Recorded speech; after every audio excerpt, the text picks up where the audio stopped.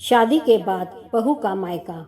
घर में शहनाइयाँ बज रही थी, ढोलक की थाप, रिश्तेदारों की हंसी और हर तरफ खुशियों का माहौल था। दुल्हन लाल जोड़े में सजी हुई, आंखों में सपने लिए बैठी थी। माँ बार बार उसके चेहरे को निहार रही थी, जैसे हर पल को अपनी आंखों में कैद कर लेना चाहती हो। विदाई का समय आया। पिता की आंखों में आंसू थे, लेकिन होठों पर मुस्कान बनाए हुए थे। माँ ने गले लगाया तो जैसे समय ही रुक गया। खुश रहना बेटी, बस यही शब्द बार बार दोहराए जा रहे थे।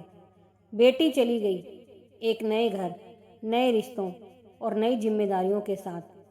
शादी के बाद शुरू के कुछ दिन बहुत अच्छे बीते। सब उसे प्यार करते, समझते, लेकिन धीरे धीरे उसे अपने मायके की याद आने लगी। सुबह माँ की आवाज़, पापा का अखबार पढ़ना, भाई की शरारतें, सब कुछ याद आता।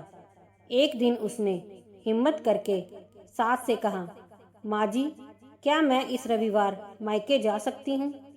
सास ने थोड़ी देर सोचा और बोली, बेटा, अब तुम्हारा घर यही है। बार बार मायके जाने की आदत अच्छी नहीं होती।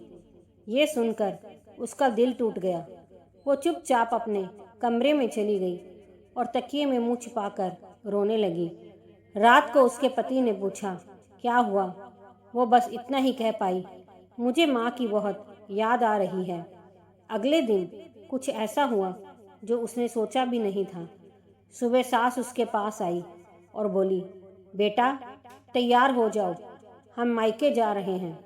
वो हैरान रह गई, लेकिन माँ जी, आपने तो। सास मुस्कुराई और बोली, कल मैंने तुम्हें इसलिए मना किया था ताकि तुम समझो कि अब ये घर भी तुम्हारा है। लेकिन इसका मतलब ये नहीं कि तुम्हारा मायका तुमसे दूर हो गया। मायका कभी छूटता नहीं, वो हमेशा दिल में रहता है।